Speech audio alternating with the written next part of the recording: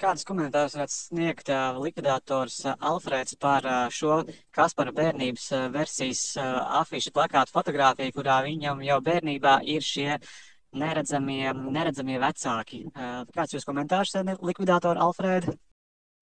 Pirmkārt, es vēlos teikt, es neesmu likvidators, es esmu dievs, es pasargāju visus cilvēkus.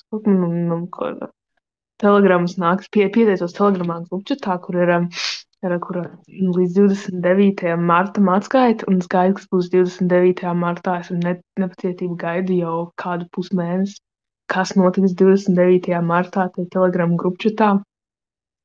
Bet tātad par tiem vecākiem, nu vecāki viņi atstāja tajā autobusu pieturā, pie kuras tā zīme ir, un viņus, diemžēl, notriec tajā autobusu pieturā.